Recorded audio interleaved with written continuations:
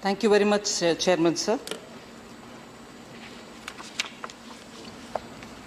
I start by thanking all the honorable members who, as you've just recollected, over 12 hours, or probably even slightly over 12 hours, have spoken with great interest in matters related to the budget. And as always, I shall take their names one by one, just so that my thanks is personalized to each one of them. So allow me to read out the names of all the members who have spoken on the topic since day before yesterday. Shri Suresh Prabhu, Shri A. Navneeta Krishnan, Dr. Narendra Jadhav, Shri Anil Desai, Dr. Anil Jain, Shri D. Raja, Dr. Anil Jain, Shri P. Chidambaram, Shri MP Virendra Kumar. Virendra Kumar. Virendra Kumar. Virendra Kumar.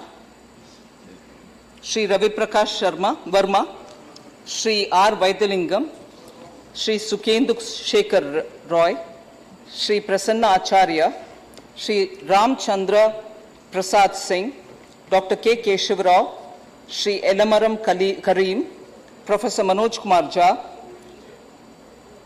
Shri Naresh Gujral, Shri Tiruchi Siva, Shri Prabhat Jha, Shri Kapil Sibal, Shri Vishambar Prasad Nishad, Shri T. Ratnavel, Shri Manas Ranjan Bhunia, Shri Biswajit Daimari, Shri R.S. Bharati, Shri Ashwini Vaishnav, Dr. T. Subramanian Reddy, Shri K.R. Arjunan, Shri Birendra Prasad Baishya, Shri Praful Patel, Shri Anil Baluni, Professor M.V. Rajiv Gowda, Shri Vijay Sai Reddy, Shri Prabhakar Reddy Vemi Reddy, Shri Kanakamedala Ravindra Kumar, Shri Binay Viswam, Shri Veer Singh, Shri Abdul Wahab, Shri Sushil Kumar Gupta, Shri Swet Malik, Shri Ripun Bora, Shri Kamakya Prasad Tasa, Shri Mohammad Ali Khan,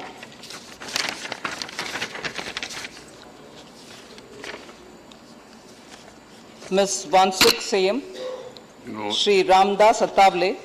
Ma, you missed some names in between. Gopal Narayan Singh. Gopal Narayan Singh. All right, I may add it, sir. I couldn't find it in the bulletin, but Okay. Shri Vansukh Sayam, Ms. Vansukh Sayam, Shri Ramdas Atavle, Ms. Sonal Mansingh, Ronald Sapa Tlau, Shri Kailash Soni, Shri Vijay Goyal, Shri GVL Narsimha Rao, Shri Anil Agarwal, Shri R.K. Sinha, Shri Mahesh Poddar, Shri K.G. Khanye, and Shri Gokula Krishnan. Once again, I put on record my appreciation for all the members who have taken part in this discussion. So, as I said during the budget speech, this budget was presented in a year when, because of the elections, we had an interim budget presented during February, and in a year when the current Finance Commission's term comes to an end.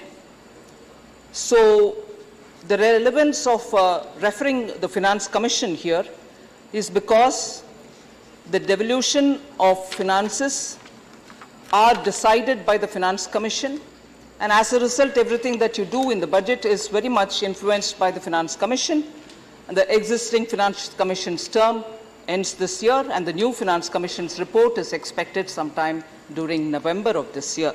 So as a result, I just want the context to be laid that the budget is being presented, was presented, on the one hand having a bookend of the interim budget which was presented in February, and on the other bookend which is of the Finance Commission.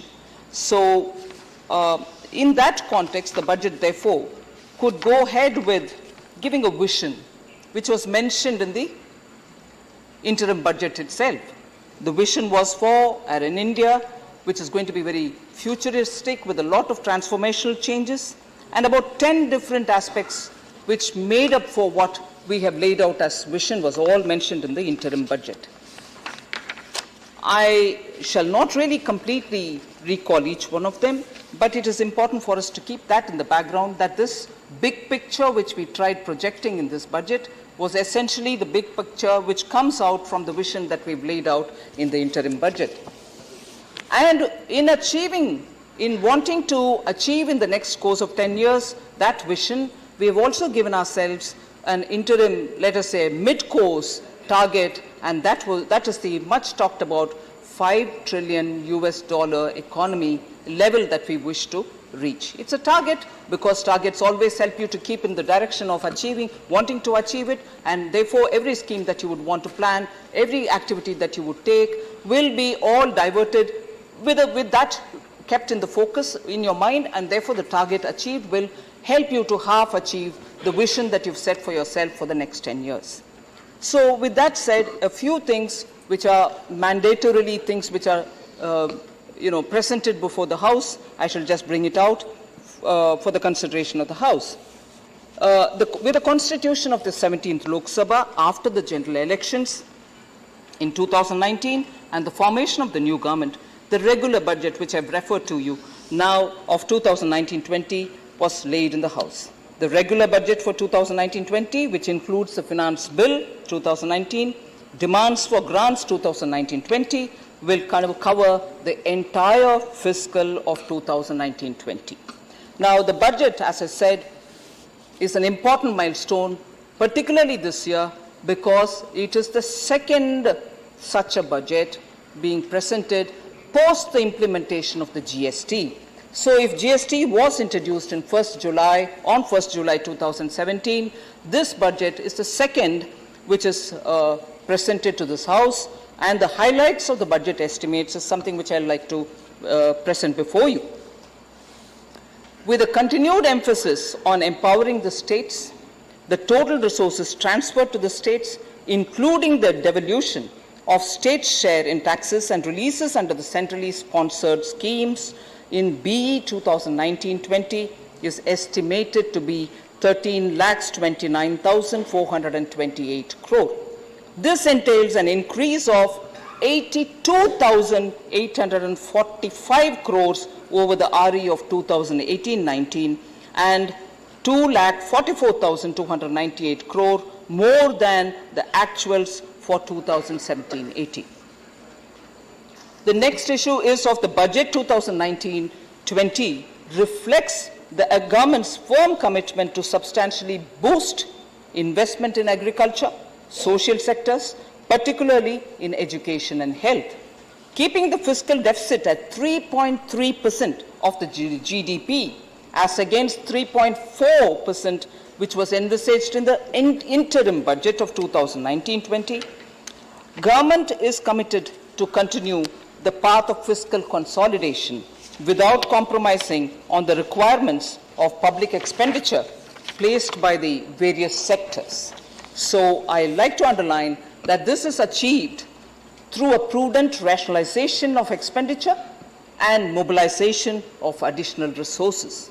In the budget estimates of 2019-20, the total expenditure is placed at 27,86,349 crore, showing an increase of 3,44,136 crores over the BE of 2018-19. An increase again of 3,29,114 crores over the RE of 2018-19. The total expenditure includes a provision of 12,02,404 crores under the schemes. So on the schemes, by item-wise, the budget documents do provide the details of how much has been allocated for each of them, but totally we are saying that the expenditure has shown an increase from comparative BE of 18-19. The revenue and the capital receipts is something which I again would like to put on record before the members. The gross tax receipts are budgeted at 24,61,195 crores in BE 2019-20, which marks an increase of 2,13,020 crores, which is a rise of 9.48%, increase of 9.48% over the RE of 2018-19. Centre's net tax revenue, that is, Centre's net tax revenue is nothing but after the transfer of state share and transfer to National Disaster Response Fund, whatever is with the Centre is the Centre's net tax revenue, and that is estimated to be 16,49,582 crore, with again it is an increase of 1,65,176 crores, which is 11.13%, 11.13% over the RE of 2018-19. The non-tax revenue receipts are estimated at 3,13,179 crore in the BE of 2019-20. And the revenues expected from disinvestment are budgeted at a realistic 1,05,000 crores in BE of 2019-20. So I just want to very clearly make it a point to reiterate the fact that every estimate of receipts, projections that we've given are realistic, and mind has been applied to the points.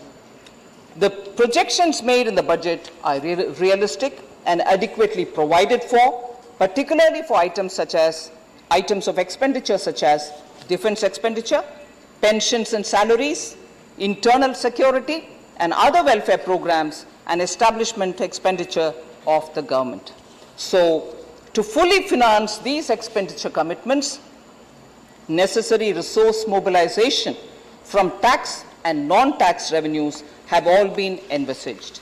So I just want to make sure that members are assured that every figure that we've quoted, particularly those for the projections for revenue receipts, have been after due consideration and are realistic.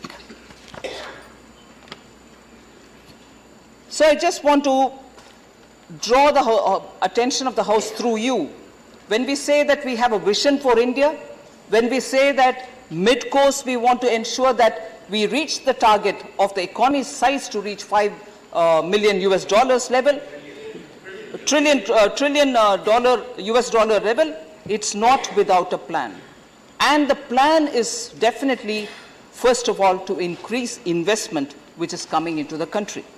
And if we wanted to increase investment, what are the various steps we have taken in this budget, which are proposed, and those steps are taken into consideration because that will have directly an impact on the investment which can come into the country.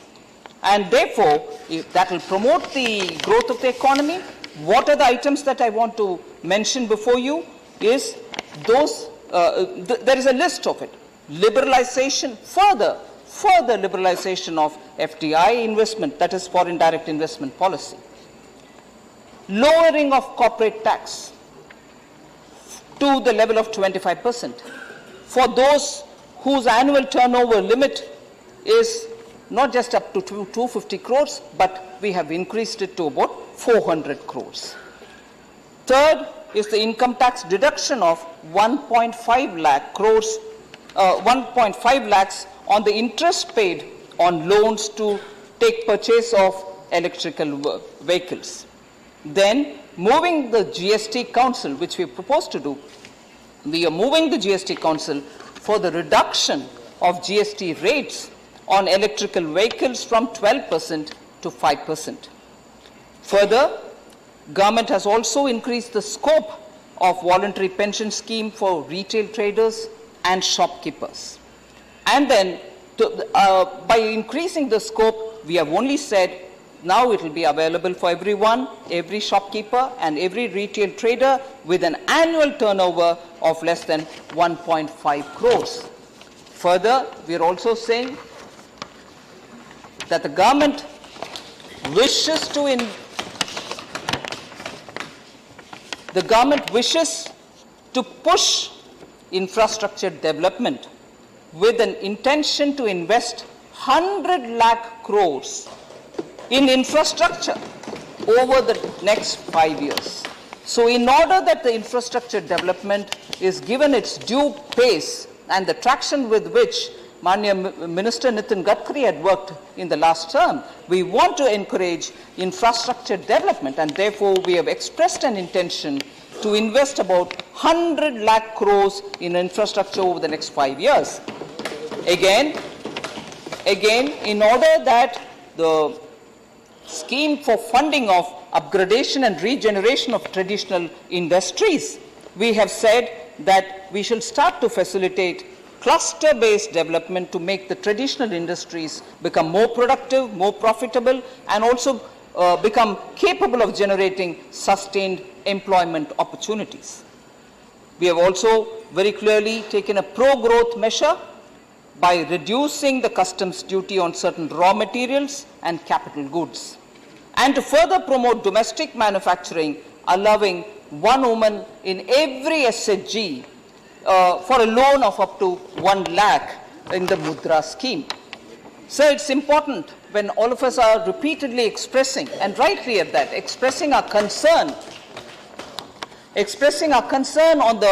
about the farmers, it is important to note that the government has expanded the cash transfer scheme under the PM Kisan, providing an income support of 6,000 rupees per farmer per year. And this is now extended to all farmers, whilst earlier we had suggested that this will be applicable only for farmers with 2 hectare land or lower. Now it's applicable to all the farmers, and therefore it's important to know that we have not forgotten the issue. This is one among them of attending to the farmers' requirement. Further, to give focused attention to issues of growth, the government has constituted a 5-member committee at the Cabinet Committee on Investment and Growth, and that is chaired by the Honorable Prime Minister. So it is important that we realize that this government's vision has steps marked up even in the budget and showed in the budget, so people who are reading it will at least now look at it from the point of view of the comprehensive steps that we have given towards achieving that vision. There's been this interesting debate saying too many numbers are floating around, we don't know which is right, we don't know why one economic survey should use one, whereas the budget should use the other. I'd like to state before you, Honorable Chairman, sir, that the details or the statistics or the numbers which are given in the economic survey or in the budget are all authentic. But if only we can understand the context, I'll take a few minutes specifically on this issue. The growth rate of nominal GDP for 2019-20 in the budget document, has been projected at 12% over the advanced nominal GDP estimates of 188,40,731 crore for 2018-19. The advance estimates of 2018-19 were released on 7th January 2019. The date is important, 7th January 2019. Now go over to the next. The growth rate of nominal GDP for the year 2019-20 in the economic survey, as different from the budget, economic survey has been projected at 11% over the provisional nominal GDP estimate of 190,10,164 crores for 2018-19. The provisional estimates of 18-19 were released on 31st May 2019. Date, that was January, this is May. Both the projections are consistent with each other, as each of them project the nominal GDP of 211,607 crores for 2019 and 20. This is because, as compared to the economic survey, the higher GDP growth rate of 12% projected in the budget documents for 2019-20 is on a lower GDP base for 2018-19. So when you kept yourself on a lower GDP rate, obviously the figure will differ. A lower GDP base for 2018-19, I'm explaining as to why the budget used that figure. The lower GDP base for 2018-19 has been used in the budget documents as the same GDP base was used in the interim budget of 2019-20, presented in January 2019. Using the same GDP base ensures comparability of deficit ratios projected for 2019-20 in both the interim and the July budget. So for keeping comparison easier, like with like comparison to happen, budget documents have used those projections rather than the provisional estimates. So that explains why the figures were slightly different in economic survey, right in its own capacity, different from budget figures, right in their own capacity, all of which are authentic in their own way. So I hope this dispels the doubts people had about too many numbers floating around. So with just a very quick reference I want to make to the kind of funds which states receive, because disaster is a very serious issue on which center shares revenue with the states, and when you give it to different states as per a formulation arrived by the Finance Commission, monies go as per the formulation and there are no discretionary decisions made on that. Now therefore, central government, I just want to make this plain before this August House, central government provides funds through National Disaster Response Fund, NDRF, which is a cess-based fund, meant for providing relief of immediate nature in case of natural calamities in states. NDRF is constituted under the section of 46 of the National Disaster Management Act of 2005. National Calamity Contingency Duty, the NCCD, is levied to finance the NDRF, and additional budgetary support is provided as and when necessary. The provision also exists to encourage any person or institution to make a contribution towards the NDRF.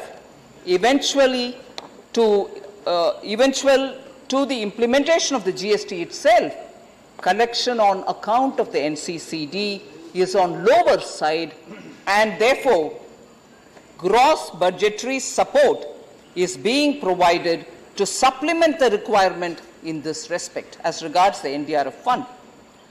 In addition, funds are also allocated under the State Disaster Response Fund, which is the SDRF, and as Finance Commission's grants. I want to just remind the members that the amount of annual contribution to the SDRF of each state for each financial year would be as recommended by the Finance Commission during its award period. So there's nothing that the central government does differently for different states. It's as per a formula which is given by the Finance Commission, and as long as that particular Finance Commission's years of currency hold those 5 years, it goes as per that formula. The share of the central government in the SDRF shall be remitted to the state governments in 2 installments, one in June and one in December. Similarly, state governments shall also transfer their contribution to the SDRF in 2 installments, June and December, and only in exceptional cases that if the Ministry of Home Affairs, upon being satisfied that exigencies of a particular calamity so warrant, may recommend an earlier release of the central share up to 25%. This is only as a matter of information, because most often when disaster unfortunately strikes a state, there is a call for urgent help, which the center is duty bound to do, and it shall. But there is no element of discretion here that we choose to give one to one state and lesser to some other state. The formulation is already given by the Finance Commission. So I want to just expand a bit on non-performing assets. Because in our economy, Honorable Chairman, sir, in our economy, the impact of NPAs for several years now has left a deep impression as a result of which it is the duty of the government to ensure that the banks or the affected companies or the assets are all reviewed and solution given in such a way that the problem of NPA is judiciously resolved. So the banking system in India had faced a lot of challenges in the backdrop of difficult global economic condition, and that lasted for a long period.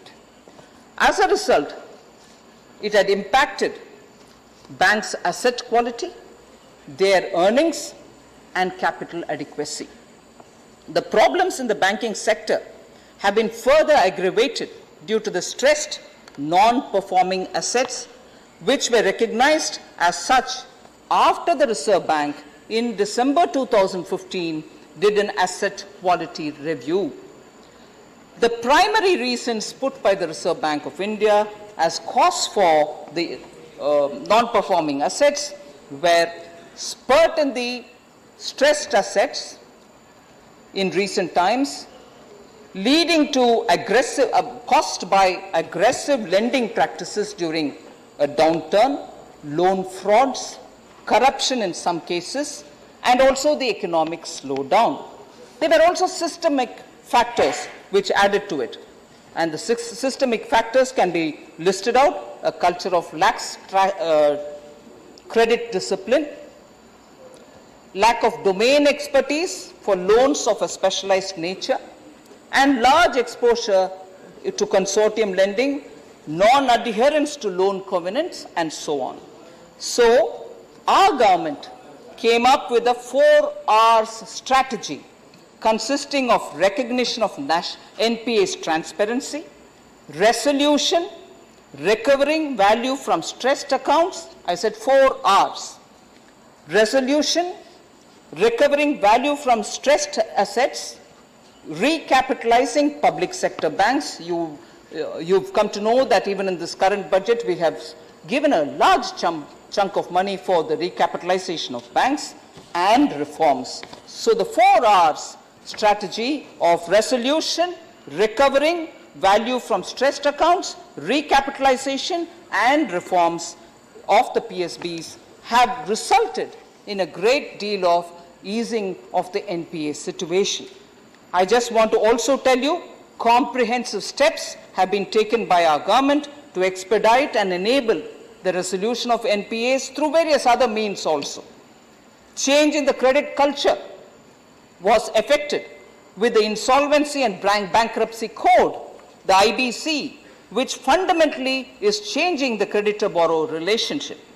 The Securitization and Reconstruction of Financial Assets, Enforcement of Security Interest Act has all been amended, and as a result, with a provision for 3 months imprisonment in case the borrower does not provide assets detailed in time, and for the lender to get possession of the mortgaged property within 30 days. This was definitely a paradigm shift in terms of dealing with insolvency-related matters. Suits for recovery of dues are also filed by banks before the DRTs. 6 new DRTs have been established to expedite recovery. Over the last 5 years, and this is important, I draw the attention of the members through you, Honorable Chairman, over the last 5 years, financial years, PSBs were recapitalized to the extent of 3,19,497 crores. That's the extent to which we have extended recapitalization, with an infusion of 2,52,987 rupees by 87 crores of rupees by the government, and mobilization of over 66,510 crores by the PSBs themselves. So the NPA issue has been comprehensively addressed by the government. So I move over to talking about agriculture. I've had quite a lot of members speak rightly about the concerns in agriculture. I want to say that the measures that the government has taken are not just on one particular issue of giving them some kind of a supportive income, but a large canvas of reforms which will help the recovery of agriculture as a sector. Our farmers have actually faced a lot of difficulties, but this government has ensured that we support the farmer through various different measures. I'm sure the Agriculture Ministry themselves will give an elaborate account of what they've done, but here are a few things which I want to draw your attention. Agriculture and the challenges in agriculture are not something which have come out only on at a particular time in June 2014. Not even has it come just in the year 2015. These are legacy issues which have been festering India over several decades, and therefore when we are looking at solutions for agriculture, they have to be comprehensive. After taking over the responsibility in 2014, sir, the agriculture sector needed comprehensive reforms, was recognized by the Honorable Prime Minister, and therefore he committed himself for doubling farmers' income by the year 2022. And for that, we have adopted a lot of strategies. And the strategies that we've adopted are based on the recommendation. The strategies that we've adopted are not something which is off the cuff. They are based on the recommendations of the Committee on Doubling Farmers' Income. So let's realize that the government's measures are after due consideration, consultation with stakeholders, and also the committee which has come up with several recommendations. So then, as a result, within the last 4 years, I can quote the levels to which Indian farmers have faced challenges but come out with brilliant results. Today, thanks to our policies, the country now produces food grains, and the food grain production is 289 million tons. Horticulture output is 385 million tons, and milk 187 million tons. Some of these figures are really taking India to a height which is thanks to entirely due to the farmers, but it takes India to a height where we are probably in the top league of first in production of something, second in the production of something, top of the league we have enabled, and the farmers have repeatedly faced challenges and proved themselves, and this has got to be with an appreciation to the farmers' contribution to the Indian economy. The Universal Soil Health Card has enhanced the intensity of coverage under micro-irrigation, neem-coated urea, and providing easy access to all the fertilizers that the farmers will want to use, thus reducing the cost of cultivation. Sir, here I would like to remind through you the entire House that today the Indian farmer does not require to stand in a queue to buy a bag of fertilizer. And even when he stood earlier, the treatment given to the farmers will never be forgotten. They were thrashed. Yes. Police fired at them. And these kind of things did not happen when they stood for queue earlier, but now they don't even have to stand in queue to obtain fertilizers. So that's a change which we have brought in this government. Sir, the new policy on MSP is something which I'd like to draw your attention to. More than 22 items of agricultural produce are listed in the MSP list.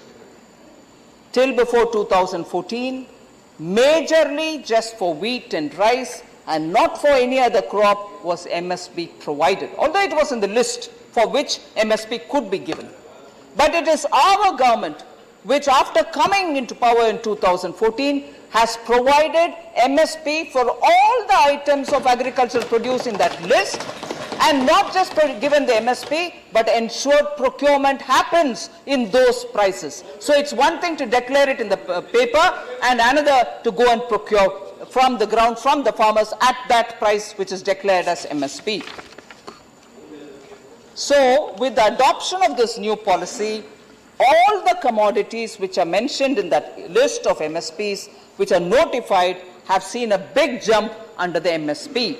So this is an important step that this government has ensured, and as a result of which, again, I would like to place on record my appreciation for farmers in bringing a Dalhan revolution in this country. This country had to import dal every year because we produce less than what we consume in pulses. And every year to import used to be a big business. And I remember when in 2014-15, when our government had come for the first time, 250 rupees tak you went with arhar price.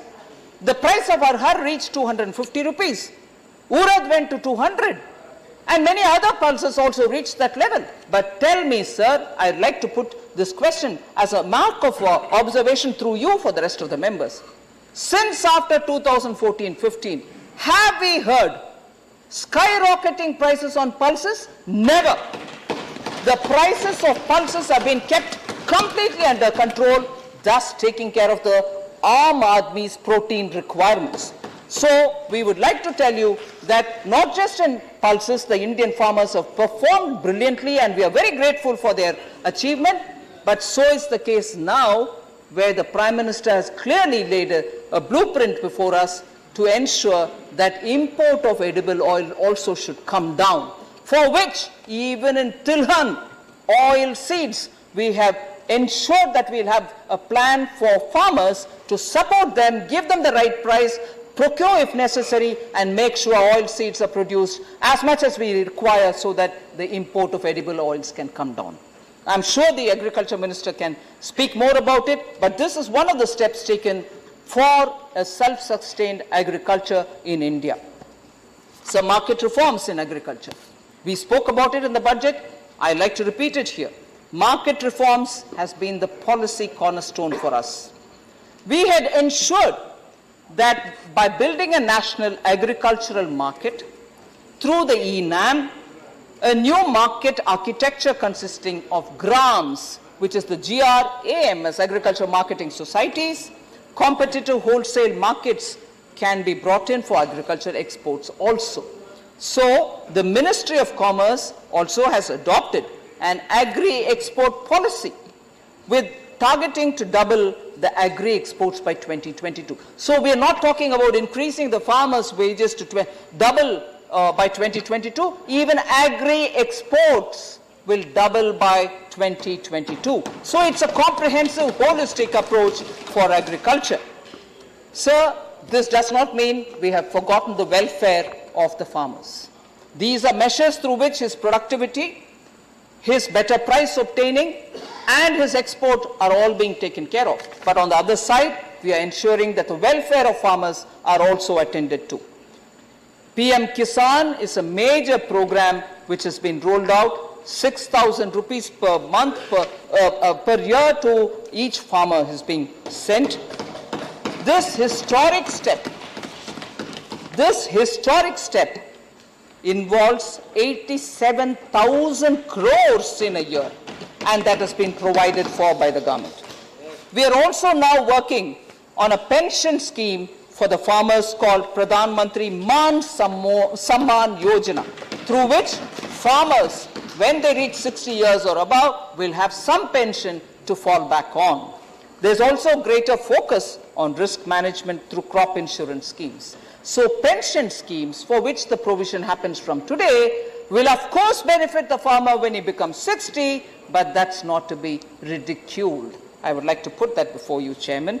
Pension schemes, for which provisions are made now, will benefit the farmer in future, but that has a thought of today, with a financial implication of today, and therefore it is not something we are talking about which is going to bear fruit after 60 years, after 50 years, 40 years, depending on the farmer's age. That's not a matter to be ridiculed upon. I like to submit it to the opposition. So then, Swaminathan Commission, everyone has spoken about it, which is a very good, intensively researched commission report, the National Farmers Commission as it is called. I like to bring to the notice of the House that of the 272 recommendations, we have already implemented many of them, and the most important of the recommendations relates to giving the farmer 50% of cost of production as profit margin. It is our government, I like to underline here, it is our government that took the historic decision of providing a minimum of 50% as the margin of profit on the cost of production in the year 2018. So Swaminathan Commission, everybody talks about it, but I'm sorry, it was lying in wait. No running commentary, please. It was lying in wait for several years, but it was us who took it up in 2018 to implement this point. So anyone who talks about National Farmers Commission. No, please. I have not called. We have not called you, Mr. Ramesh ji, please. Please. So whether different or this, the finance they haven't done an inch. Lex, she is making her submission. We have to hear it. And as and when we get an opportunity, need not correct it. Don't worry, record will be there. Sir, now that there's so much thought on the Farmers Commission, that's sir. That's not the practice. Sir, because there's so much very clearly picking on with a toothpick, I'd like to say, we've implemented this and we're making a claim for implementing this. This Commission's report was languishing for several years. Not an inch was done by the previous government before 2014. So to correct me is very well. To correct me on the details is very well. But let me ask you this question, sir. Through you, let me ask the members who had received the Finance Commission, National Farmers Commission's report. The government that received it didn't do anything. We have done it and I'm claiming about it. You may have an argument over it, but we have done it. You may have an argument over it.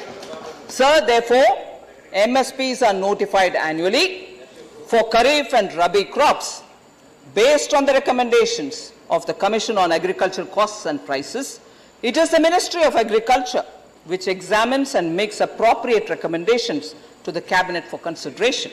Accordingly, MSPs have been notified regularly, including for Kharif of 2019. So timely announcement of MSPs gives the farmer great comfort.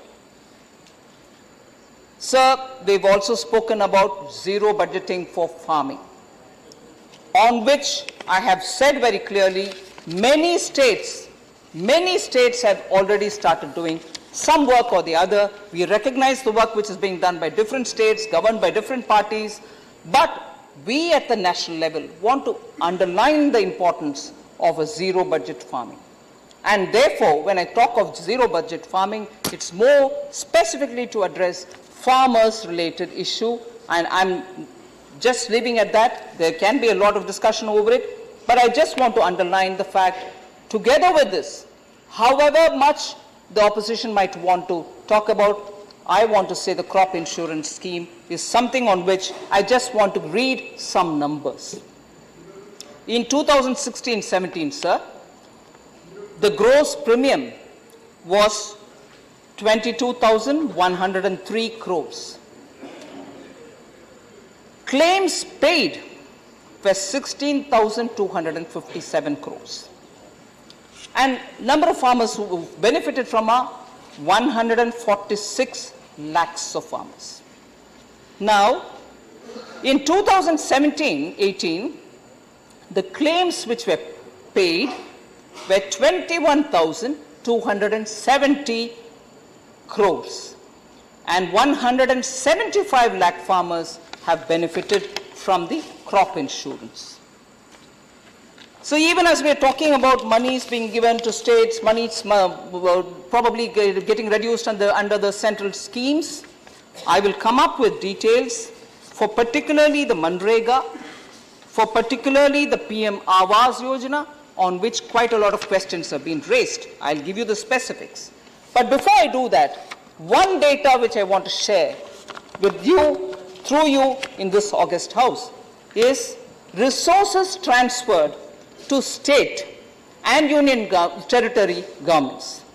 So just for comparison, I know a lot of recommendations of the Finance Commission have influenced many of the resources getting transferred to the states post the 14th Finance Commission, but for comparison's sake, in 2008-9, central assistance to states, including central sector, and centrally sponsored schemes and other transfers were 2,04,389 crores in 2008-9. 2,04,389 crores. I quickly move over to 2013-14. Central assistance to states, including central sector and centrally sponsored schemes and other transfers to the states in 2013-14 was 2,55,968 crores. Now I just want to draw your attention to 2018-19 revised estimates. 3,70,691 within 5 years, sir. And now in the BE 2019-20, 3,89,802. This is what is going through the central schemes. So I just want to be sure, you may call it as thanks to Finance Commission, but it is this government which received the recommendation and has immediately implemented. So questions about central schemes not receiving money, this is the amount which is going through the central schemes. We have acted upon the Finance Commission. For you now. This will not go on record. Please, carry on. Thank you, sir. Carry on. Now, again, question. At an appropriate time, you can... There's no lodges. Of course, no lodges. A lodge is given to anybody. Center and state, all of us are responsible and answerable to the people of the country. And I've not implied in any way that it is a lodges that the center is giving. Sorry, that is not the interpretation anyone should have, because I've not implied it. Now, coming to MNREGA, sir. In 2018-19, the BE was kept at 55,000 crores. However, because it's a demand-based scheme, however, depending on the demand for work, as MNREGA is a demand-driven scheme, the allocations were enhanced to the RE level of 61,084 crores. 55,000 raised it to the RE level to 61,084 crores. So compared to the BE 2018-19 of 55,000 crores, there has been an increase of 5,000 crores in MNREGA allocation. Additionality will be examined at the RE stage. In the current year's budget, in the BE 2019-20, allocation under the MNREGA is 60,000 crores as opposed to 55,000 earlier. And which again, I say, at the RE stage, depending on the demand-driven scheme, if more demands are asked, we will give more, because it's a demand-based scheme. Similarly for PMAY, Pradhan Mantri Awas Yojana, sir. I'm talking of PMAY rural. In RE 2018-19, sir, PMAY allocation was 19,900 crores. Additionality, the external extra budgetary resources support of 10,668 crores was also provided.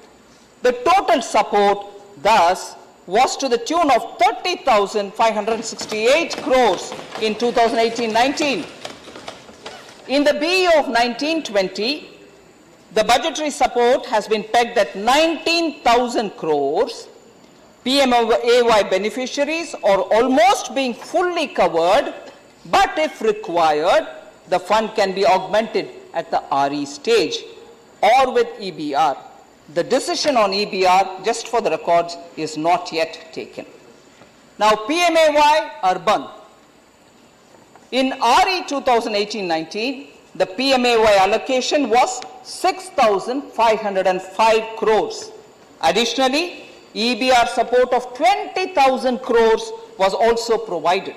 The total support thus was to the tune of 26,505 crores in 2018-19. In the BE 2019-20, which is current that we are talking about, the budgetary support has been pegged at 6,804 compared to 6,500 at that time, 6,805 crores, and an EBR support of 20,000 crores, making the total support for PMAY urban at 26,805. This implies an overall increase of about 340 crores. So I hope the MNREGA, PMAY allocations are now clear. There's no decrease anywhere. Sir, inflation is an important indicator through which the management of the economy is taken up. When prices go up, causing inconvenience to the consumer, it's rightly a matter on which everybody... We will conclude after the conclusion of the Finance Minister reply. So, when concern is expressed about inflation, it's only right that we should take care, the government should take care that ordinary citizens are not suffering. If you take 1 or 2 more hours, we have no objection, but that will be after the last. She will not take that. She is one by one clarifying all the points. Let us be happy.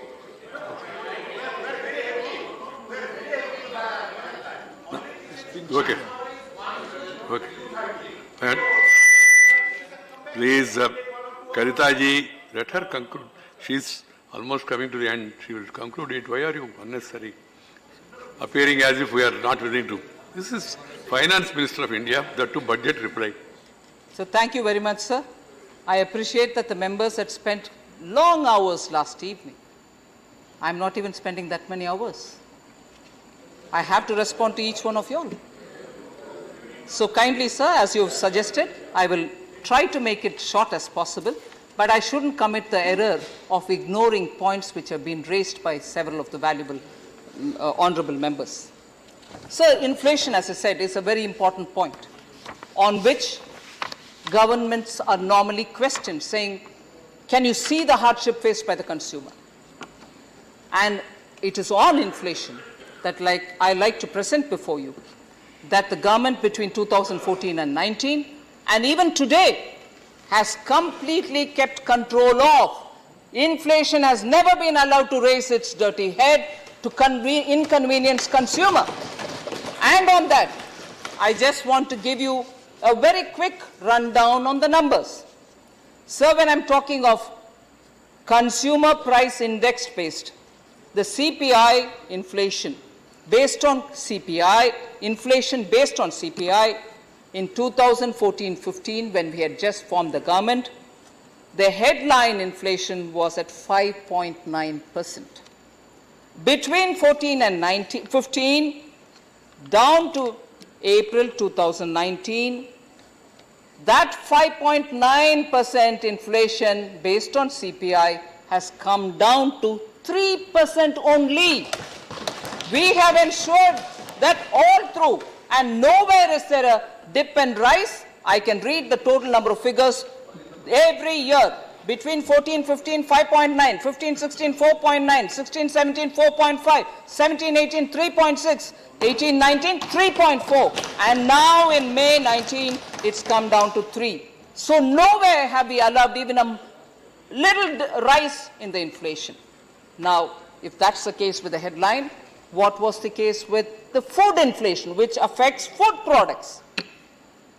Sir, in 2014-15, one of the reasons which it formed a very important part of the campaign of 2013-14 election to the Lok Sabha was food inflation was beyond an ordinary citizen. It was at 6.4% level, making food grains very expensive, food products very expensive. If 14-15, food inflation based on CPI was 6.4, sir. 15-16, it came down to 4.9. 16-7, it came down to 4.2. 17-18, it came down to 1.8. And now, April 19 figure is 1.1. Provisional figure for May 19.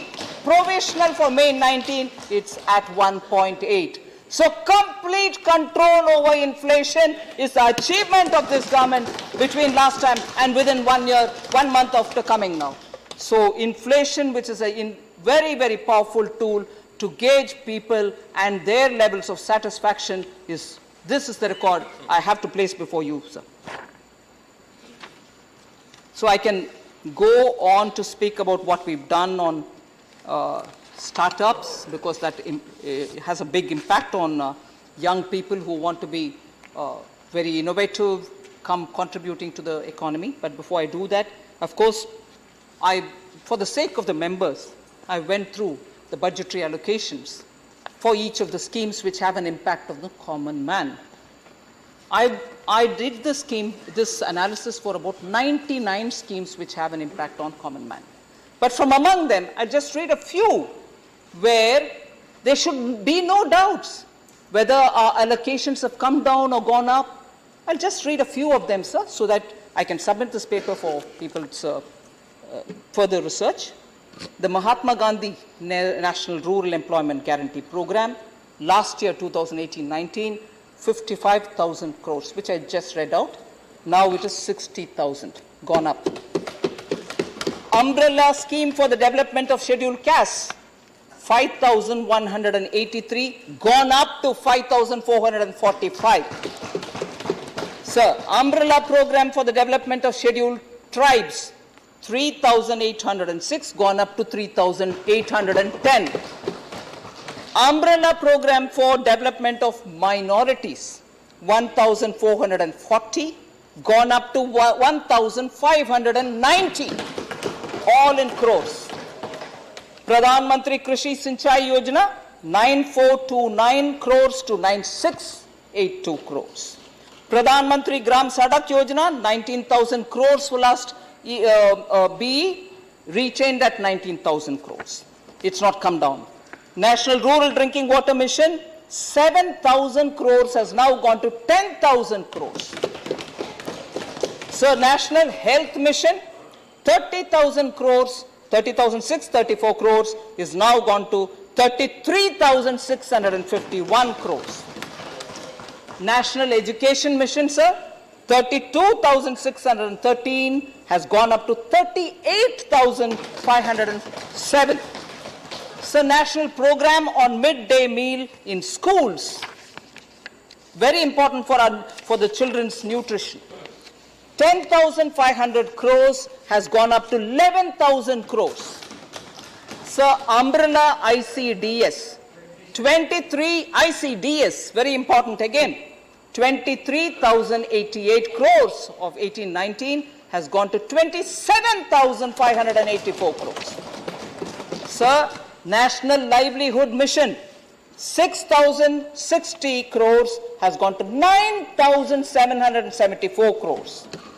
So skill development, jobs and skill development, 5,071 crores has gone to 7,260 crores. So I can go on, sir. Crop insurance, 13,000 has become 14,000 crores and so on. But if necessary, I'll always share this. So I've already mentioned about the monies allotted for SCs and STs. I just want to say the allocation for the benefits of budgetary provisions for the benefit of scheduled caste has gone up by 30.6%. Scheduled tribes has gone up by 29.3%. Women gone up by 10.2%. Children gone up by 13.6%. So let it be assured in this House, sir, through you, Chairman, my fiscal discipline does not mean I've cut on social welfare projects at all. 3.3 is achievable, and we shall achieve it without cutting down on any of the social welfare. Northeast regions, we have allocated 25.5% more just so the Northeast region is given priority in development. So as I said, on startups, there's quite a lot, but I wouldn't go into the details. So I'd like to come to a very important section, sir. Yesterday, several members have spoken on many things, all of which I thought if I collate and put it topically, I'll be able to answer, which is what I've done. But specifically on pointed issues, I want to respond, and allow me to do that. I won't take much of a time, but it's important. So kindly.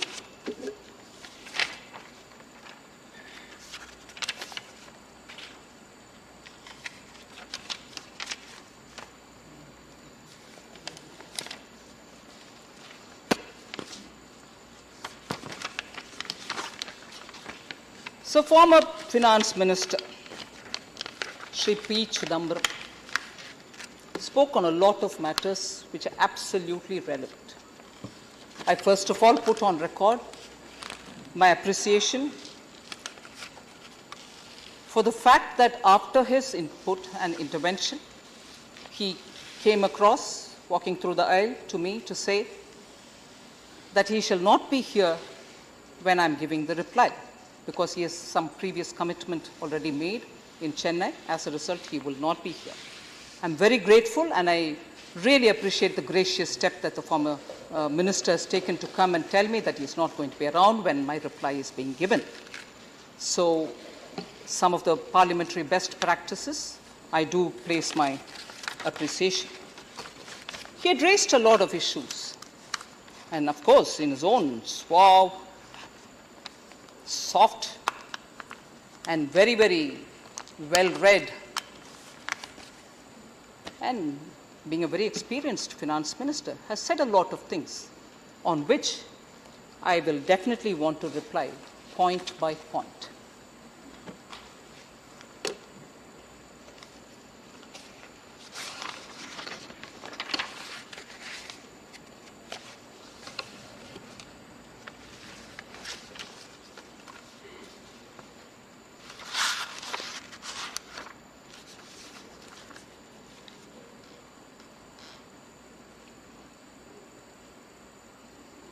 First of all, sir,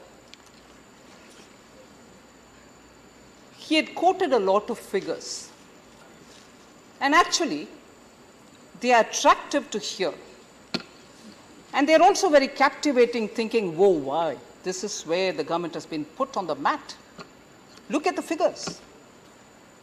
And you've claimed and projected numbers which are not achievable at all. This is experience speaking. Can I take it lightly? Not at all. So, on the specific 4 figures that he item-wise named, he said, income tax, you've given yourself that kind of a projection, not achievable.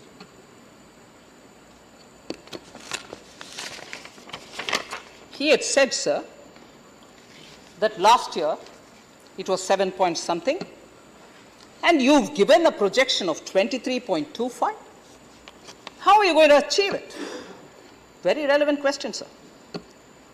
But I'd like to point out here, and that is why I think I've requested your permission, that since members will not have a copy of the budget before them, just the relevant pages I wanted to circulate, and you've been very kind enough to give me the permission. Just in case members would want to have a look at it, they can have a look at it. So, Shri Chidambaram has said income tax was at a certain level, 4,61,654, and he compares just the income tax.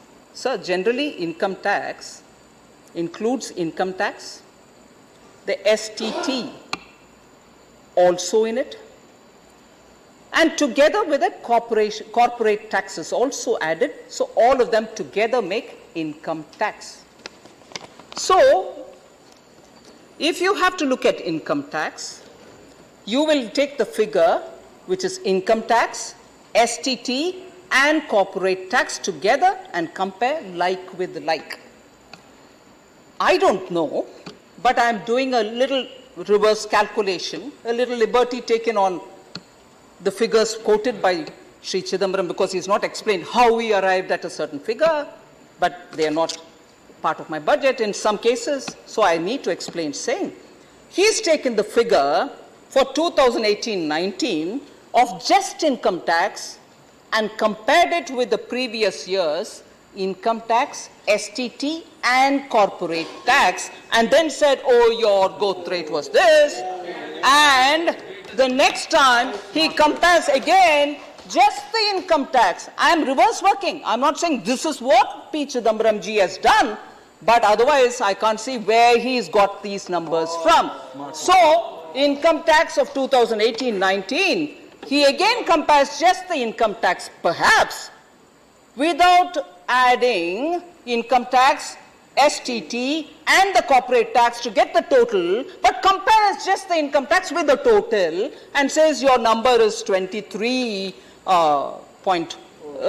compares it and gets a figure of 23.25. He's excluded corporate tax totally. I think it is a slip, but I'm sorry. Our figures are given in the budget document, and we stick to the numbers as achievable, as realistic as possible for us to reach. So on that number, I would like to put this as my possible inference of the way in which Shri P. Chidambaram has quoted some numbers. So it's convenient to just compare just income tax with a total of taxable income, which is something like 5 lakh something, 69,000, and then say your number is this. How are you going to achieve it? I'm sorry you missed out on corporate tax. Sir, second, he spoke about, so just for the records on the income tax, just so we are very clear, I'd like to say this. The provisional collection of personal income tax for the year 18-19 as per CGA website is 4,73,182 crore, which is including STT.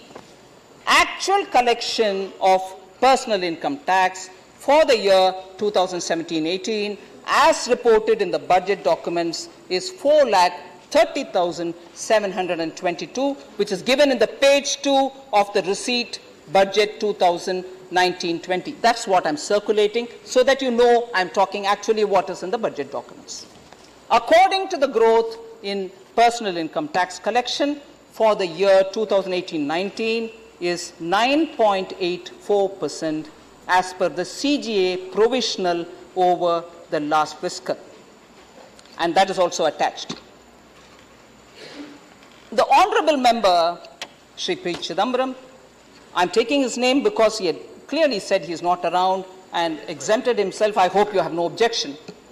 Accordingly, the Honorable Member has taken the gross figure, including STT, for the year 2017-18, that is 4,30,772 crores, and compared it with the PIT, personal income tax collection, excluding STT, for the year 2018-19, that is 4,61,654 crores, and arrived at a growth rate of 7.1%, which is what he quoted.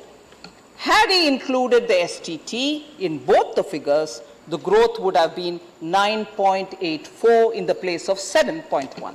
Similarly, the projected gross PIT, personal income tax collection, including STT, for BE 2019-20 is 5,69,000 crore and has been compared to the PIT collection excluding STT for the year 2018-19, i.e. that is 4,61,654 crore, to arrive at the growth rate of 23.25. So not comparing like with like.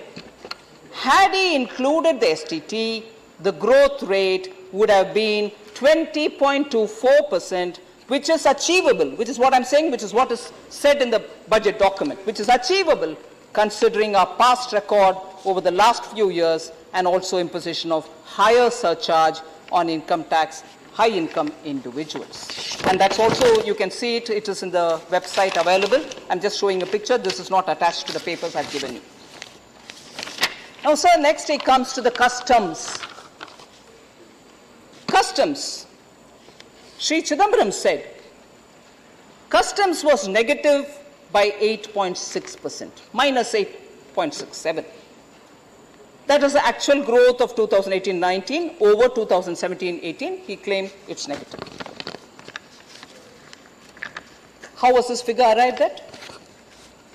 It would appear, and this is again my inference, that actual of 2018-17-18, that is 1,29,030 crores, has been compared with the actual of 18-19, which is 1,17,911 crores, It appears that the figure has been taken from the CGS website I'm showing you, which is not part of the budget document. It's the central government auditor's website, which eventually will get audited by the CAG, and subsequently in 2021 budget, next year's budget, will find a place. But it does take that whole year before that gets confirmed, but experienced finance minister, former finance minister, chose to pick that number up and wanted to compare other than what I've said in the budget.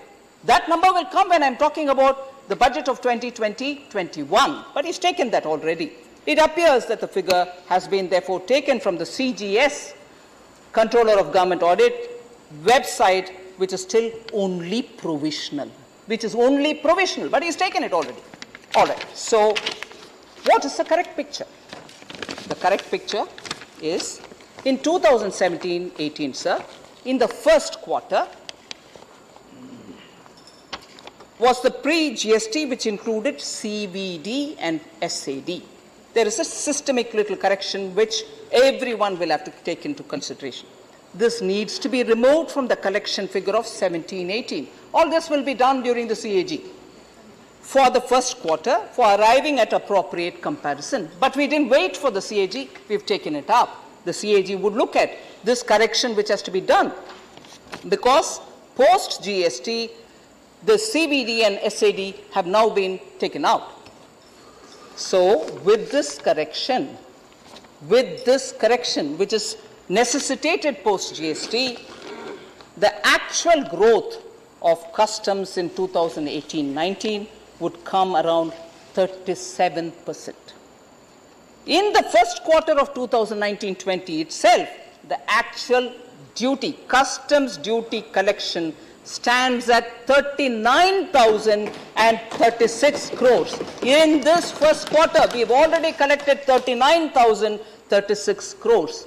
If you were to just scale it up for the next remaining 3 quarters, we will reach the BE final figure of 1,55,904 crore, which is absolutely achievable and realistic.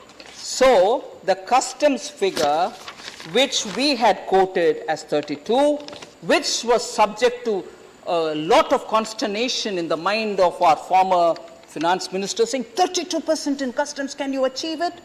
Yes, sir, we can achieve it, and probably even more. So the next point, central excise was flat. Shri P. Chidambaram said yesterday, central excise was flat, negative by even 0.5%, projection is 15.5. How is that possible? He had raised a very legitimate question, sir. But now, I just want to say, how did he arrive at this figure? Again, this seems to be a conclusion derived from the comparison of actuals of 2017-18, which is 2,58,834 crores, with the RE of 2018-19, which is 2,59,000 crores, 612. And my response to that is 40,400 crores. 40,400 crores additional central excise revenue has been shown in the general budget vis-a-vis the interim budget of 2019-20, which was presented in February, is on account of the CS, which is the central excise duty or cess, which hike was on motor spirit, on high-speed diesel at the rate of 2 per litre. This will result in some increase in revenue, and amnesty scheme is also planned, which is announced in general budget 2019-20 with respect to tax litigations. Tax litigation matters of central excise and service tax, and that will result in some additional revenue too. And therefore, in view of the above, the central excise target of 3 lakh crores for 2019-20 is absolutely realistic. Let me assure you, former minister, whenever he gets to know the details of this budget, we shall achieve the target we've given ourselves. And finally, sir, even more, what I would think outrageous, outrageous is the last year GST increased by 3.38, and the Honorable Minister, former Minister, said projection is 45%. How will you achieve it? Sir, I'm really surprised that I have to respond on fundamental facts of the numbers. But I will do it for the benefit of the House. 45% projection, how will you achieve it? It is not understood, and I'm saying this very clearly after having done all kinds of homework. In the first two, I did some reverse calculation and thought this is perhaps the way. And I'm not saying this is certainly the way, perhaps the way. But in this case, I'm unable to do even that. It is not understood as to how these figures have been arrived at. I honestly don't know how he's arrived at this. The actual revenue collection of GST for centre in 2018-19 was 5,81,563. This is provisional a figure. CGST plus IGST and CC. The present target has been kept at 6,63,343 crores, which is a growth of only 14.1%, sir. Where is 45? Where is 14.1? Taking into account and consideration a lot of IT initiatives, analytics, and new GST returns, which is likely to be launched, this is an absolutely realistic target. So I just want to assure former Finance Minister, the numbers need correction, sir. If I can be kind, that's how far I can say. And a few more issues, with that I'll finish it, particularly because it's response to the former Finance Minister. Sir, very relevant question was asked. Very, very relevant question was asked. What structural reforms have you all done? Nothing at all. What structural reforms have you done? Nothing at all. You've now come with a big mandate. Shouldn't you be doing bold things? Sir? And he also said, only 11 structural reforms have been made in the last 22 years. I'm quoting it. The economy is absolutely weak, he said. So where are the bold decisions, he said. Not a single structural reform in the budget speech or in the budget document. He said it, sir. I heard him intently. I just want to draw your attention, sir, through you, Chairman, sir. The goods and service tax is the biggest reform we have done by this government. Isn't that structural reform? Isn't that structural reform? Has he forgotten that? And in fact, for passing the GST, sir, what level of obstruction did they produce?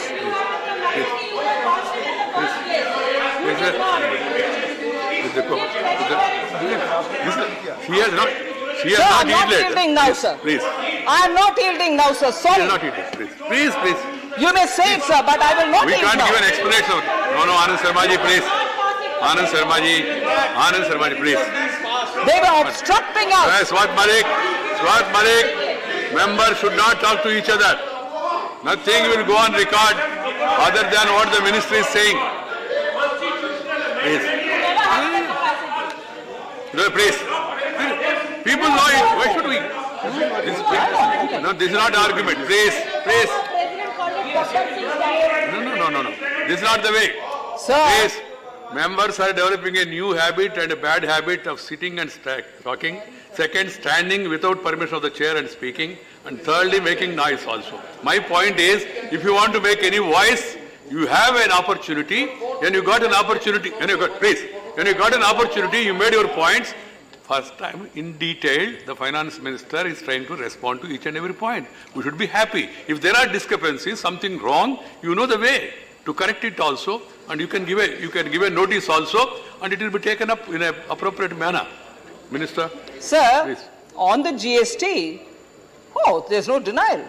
The whole House supported in passing it. Take the credit if you want. But it happened during our government. It cannot be denied. Okay, sir? The second, sir. But the point Anand Sharmaji is making, you have taken a good move, and there is a wise opposition, they support it. Thank you for that. That's But it all. happened, sir. It happened. Okay. So, 11, That this very GST was opposed by the BJP from 2008 to We're not having again class debate. After addressing this finance minister, please. sir, I would have been happy if this such sort of these things were there during the debate itself. so I agree, sir. GST with all the cooperation across the country by state governments, by the opposition here, although their prominent leaders keep calling it Gabbar Singh tax even today. So let's not forget that. Gabbar Singh tax is it? And you supported Gabbar Singh's tax, sir? I'm astonished. Now they want to take credit for it? And then they now accuse me for not giving credit?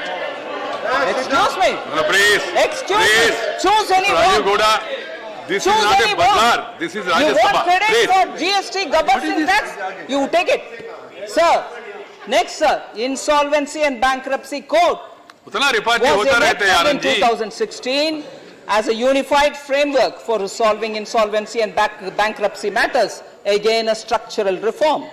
Now let me go to the other structural reforms, because former minister said only 11 in 22 years, but within the 5 years, what are the structural reforms we have done? Amalgamation of public sector banks to reap the benefits of economies of scale, improved access to capital and cover a larger geographical spread. That was done by us. Startup India and Stand Up India initiatives have evidently proved India's global ranking as a business destination. Radical changes in FDI policy regime, most sectors on automatic route to FDI, done by this government.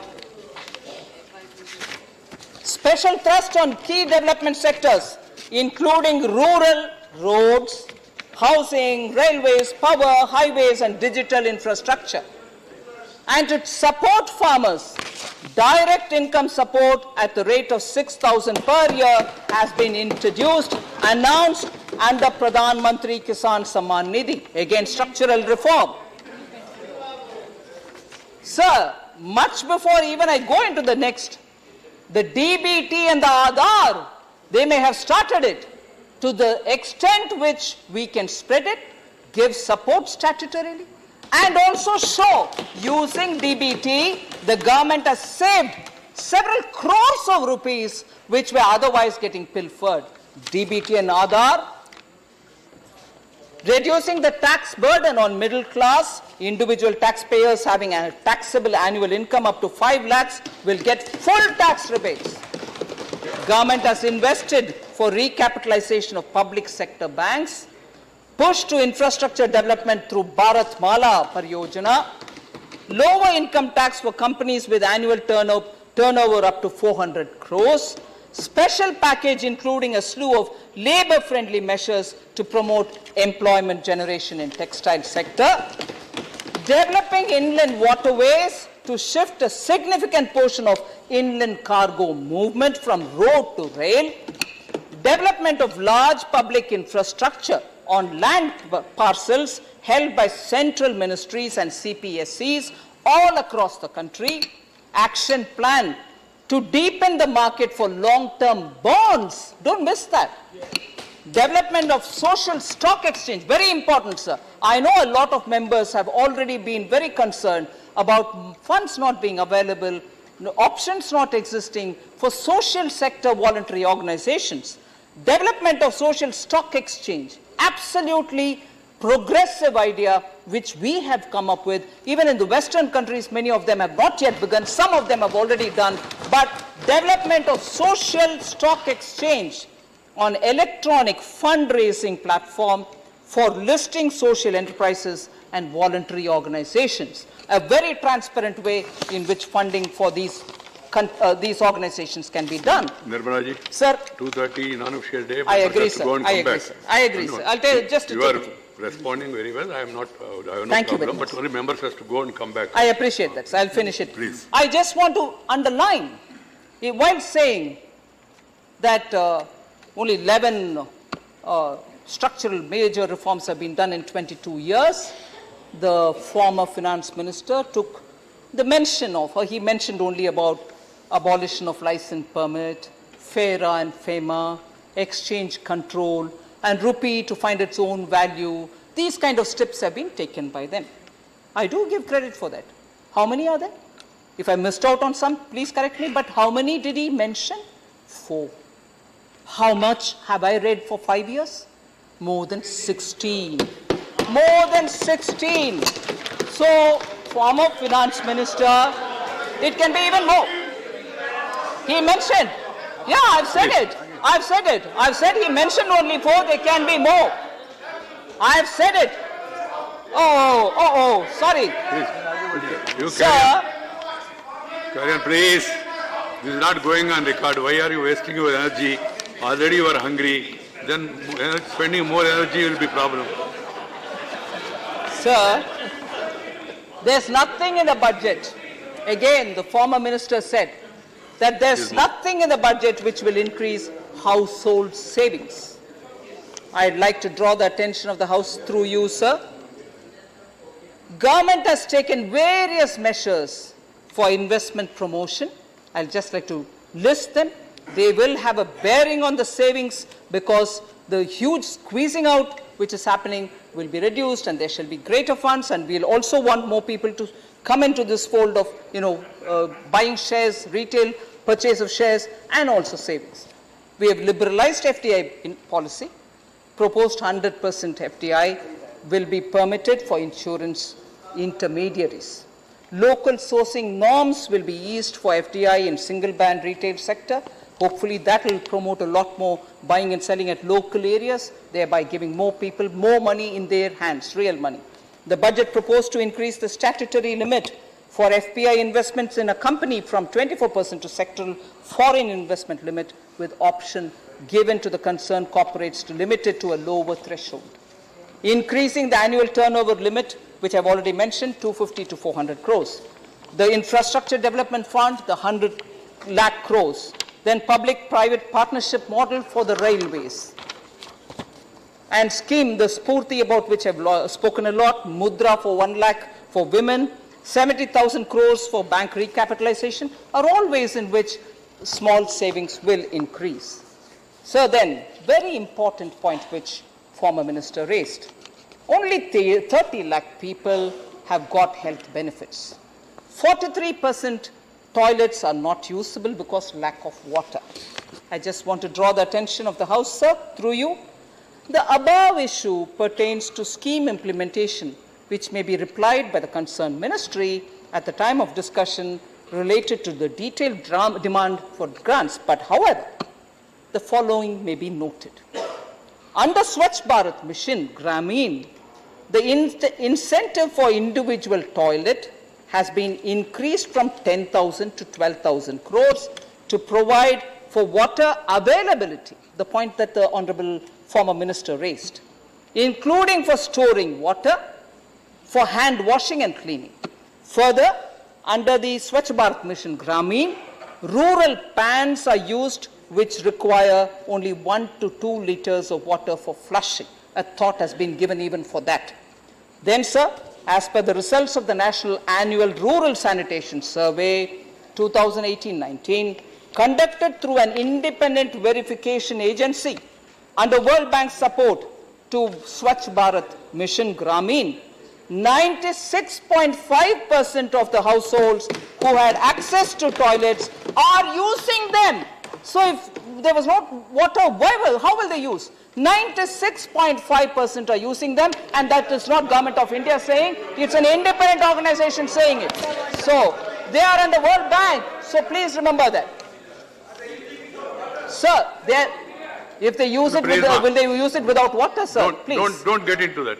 So, no allocation for the maintenance of PMGSY. I remember him taking the name of his own native town, Sivaganga. I think I'll draw his attention through you, sir. Maintenance management of rural roads. At present, the main features inbuilt in the PMGSY Gramin Sadak Yojana for maintenance are as follows. All PMGSY roads are covered by the 5-year maintenance contracts. Maintenance contract is inbuilt, sir, to be entered into along with the construction contract with the same contractor in accordance with the standard bidding document, SBD. Maintenance funds to service the contract is to be budgeted by state governments and placed at the disposal of the SRRDA in a separate maintenance account. It exists. Please use it for Sivaganka. On expiry of 5-year post-construction maintenance period, even after 5 years that is, these roads are to be placed under the zonal maintenance contracts consisting of 5-year maintenance including renewal as per cycle. So the next 5 years are also made provision for. State governments are stipulated to take adequate steps to build up capacity in the district panchayats and endeavor to devolve funds and functionaries onto these panchayats from the state government onto the panchayats in order to enable them to maintain and manage maintenance contracts for rural roads. So the protocol is adequately laid down. Till such a time district panchayats take over maintenance functions, the PIUs, the panchayat institutions, will continue to be responsible for the administration of post-construction and zonal maintenance contracts of the PMGSY and not the union government and not Modi Sarkar. So please, sir, I won't go further into the maintenance of roads. One last thing which was absolutely interesting.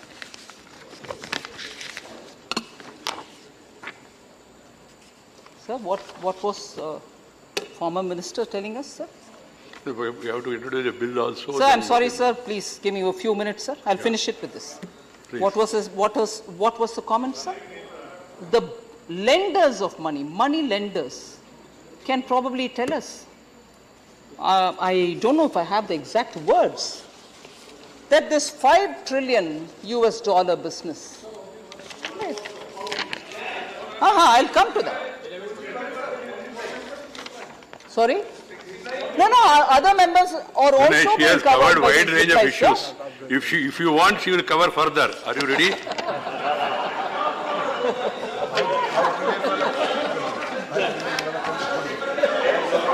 No. Please. No, let us be serious. She is speaking on facts and rebutting the argument. If at all there is a problem, you can again take recourse to as per the rules. Please, ma. Sir, I'm sorry, I understand you have to take care of your colleague.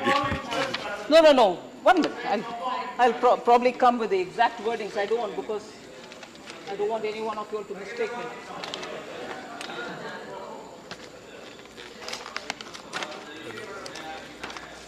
I'm sorry, sir. I'm seeking your indulgence. I'll finish with this.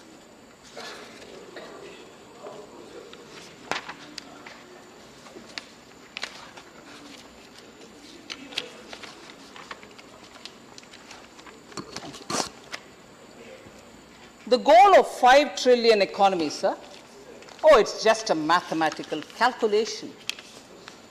A money lender can do it and let you know that it will get compounded. It's all right. Every couple of years, the economy will double. Sir, if that's indeed the case, sir, why are all of us here? Why should there be a government?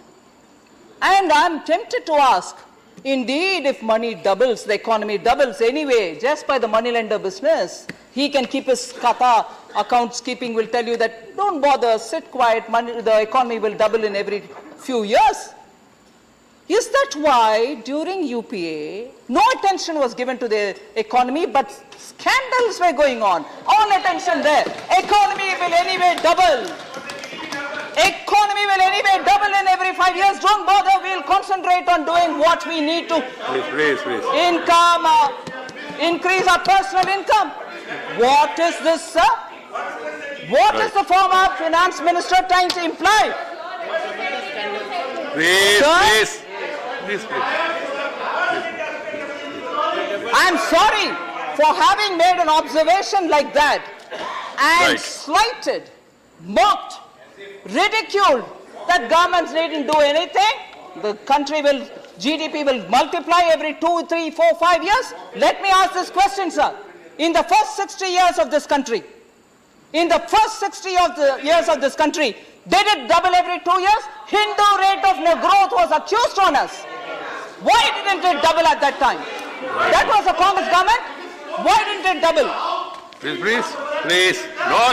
Oh, thank you very much, sir.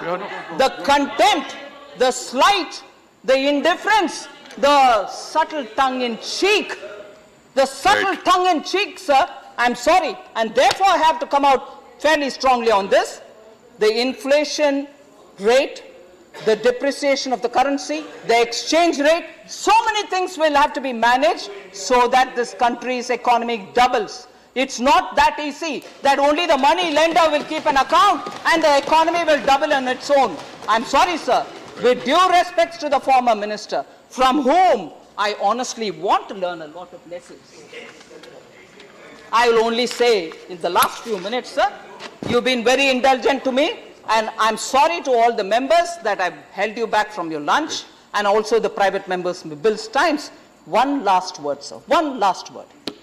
I love to learn a lot of lessons from every former minister, finance minister. Every finance minister.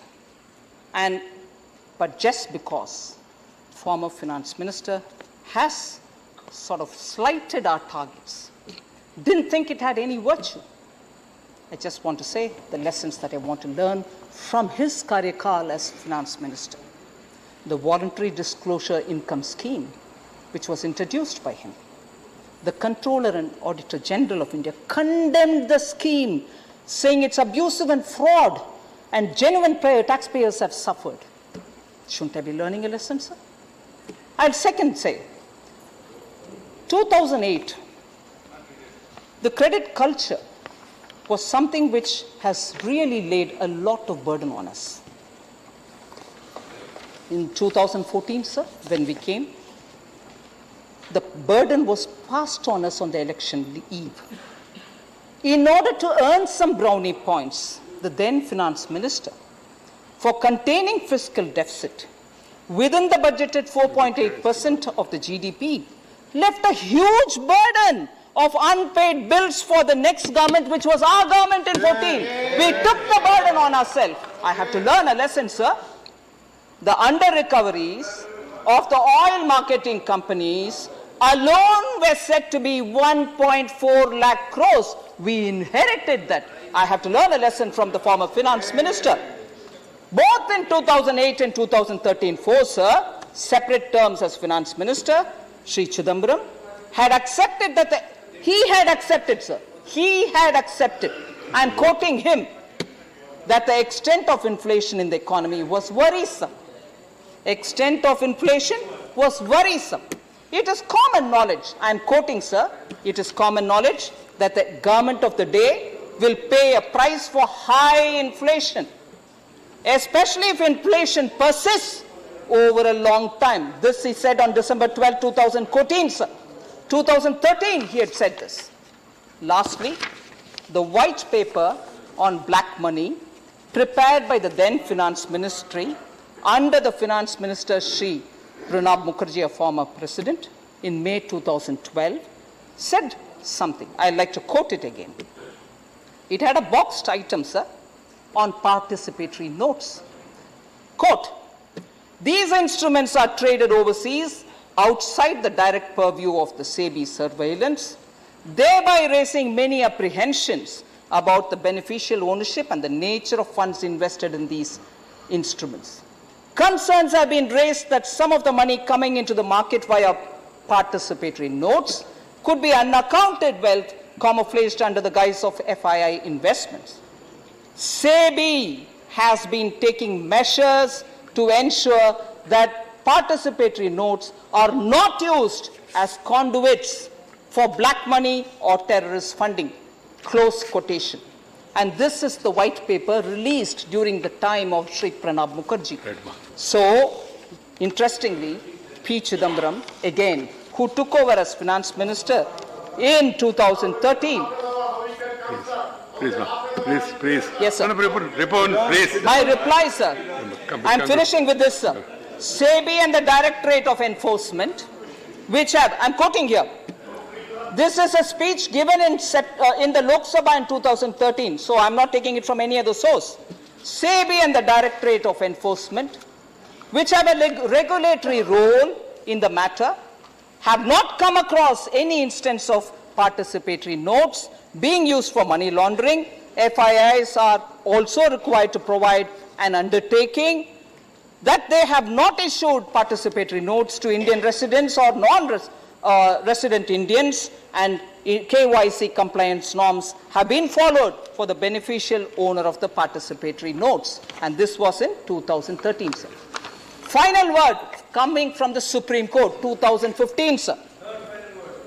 Yeah, I'm sorry, I'm answering all of you all, if you don't mind. I wouldn't mind, I have no pleasure otherwise. I'm duty bound to answer. Right. Sir, 2015, after that statement in Lok Sabha 2013 by the former minister, 2015, a Supreme Court appointed special investigation team entrusted with the task of suggesting measures to curb black money recommended SEBI should do more to identify real owners of participatory notes and restrict their transfer.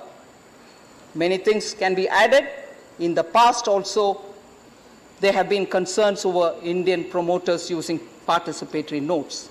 It is only after our government has come in, we've started the complete correction on participatory notes, sir. So lessons being learned from every finance minister, former finance minister. Thank you. So I'd like to submit it, Thank and you. I hope I've answered Thank all you, the ministers, Finance all the Minister. members concerned.